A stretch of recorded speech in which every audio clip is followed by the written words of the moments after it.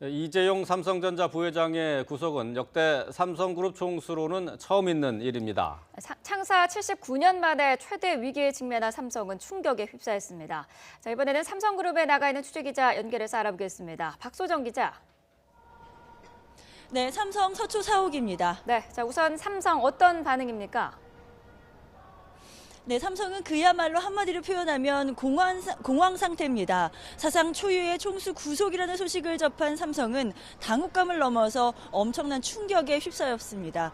사실상 구속을 예측하지 못한 것으로 보입니다. 이곳 삼성의 수뇌부라고 할 수 있는 미래전략실 임직원들은 대부분 밤을 지새우면서 초조하게 법원의 심사 결과를 기다렸는데요. 설마 했던 일이 현실이 됐다는 반응입니다. 현재는 최지성 부회장을 중심으로 미래전략실 수뇌부가 긴급 대책회의를 열고 앞으로의 대응 방향을 논의하고 있습니다. 아침 7시 반쯤에는 짤막하게 공식 입장도 내놨는데요.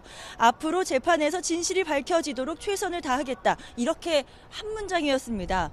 앞으로 재판에서 굉장히 예민한 법리적 공방을 벌여야 하는 만큼 극도로 말을 아끼는 것으로 풀이됩니다.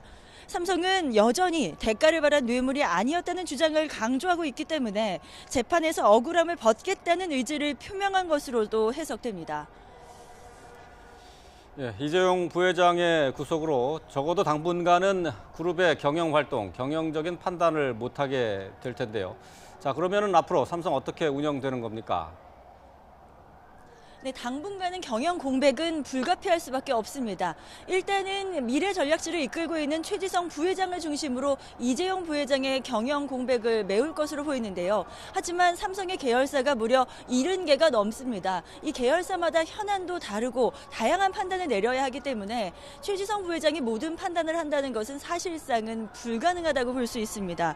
따라서 비상 경영 체제를 가동할 것으로 보입니다. 그러니까 계열사마다 전문 경영인 CEO를 중심으로 현안들을 챙겨갈 예정인데요. 워낙 조직적이고 큰 재계 1위 대기업인 만큼 일상적인 업무야 진행되겠지만 그러나 총수의 결단이 필요한 굵직한 의사결정들은 멈출 수밖에 없습니다.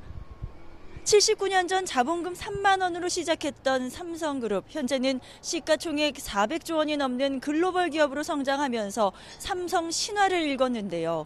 창업주인 고 이병철 회장에 이어 이건희 회장, 그리고 현재는 3세 이재용 부회장으로 이어진 강력한 오너십이 뿌리째 흔들릴 수 있다는 분석도 나옵니다. 네, 이번 주 삼성에게는 그룹 차원의 중요한 일들도 있었는데요. 구체적인 경영 활동에도 지장이 있을 것으로 예상되죠. 네, 그렇습니다. 당장은 삼성이 추진하고 있었던 국내 최대의 인수 합병건이었던 하만이라고 하는 업체의 인수건부터 불투명해졌습니다. 오늘 밤에 하만의 임시 주주총회가 미국에서 열릴 예정인데요. 여기에서 삼성의 인수를 반대하는 의견이 거세질 것으로 보입니다. 하만은 미국의 최대 자동차 전자장비 업체입니다. 삼성이 미국에 있는 이 기업을 인수하기 위해서 국내에서는 최대 금액인 9조 원 넘는 금액을 투입할 예정이었는데요. 현재 일부 하만 주주들이 인수 가격이 지나치게 낮다는 이유로 삼성 인수에 반대를 하고 있습니다. 따라서 오늘 밤 주주총회에서 어떤 결과가 나올지는 미지수입니다. 더 큰 문제는 최지성 부회장과 장충기 사장 등 수뇌부들도 함께 불구속 기소된다면 법정 다툼에 힘을 쏟느라 집단 경영 공백 사태까지도 우려된다는 겁니다.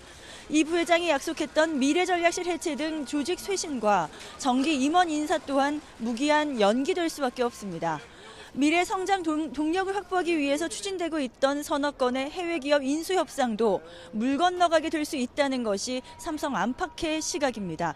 또 국제적으로 신인도가 떨어지고 브랜드 이미지가 악화되는 손해도 막대할 것으로 예상됩니다. 지금까지 삼성 서초 사옥에서 YTN 박소정입니다.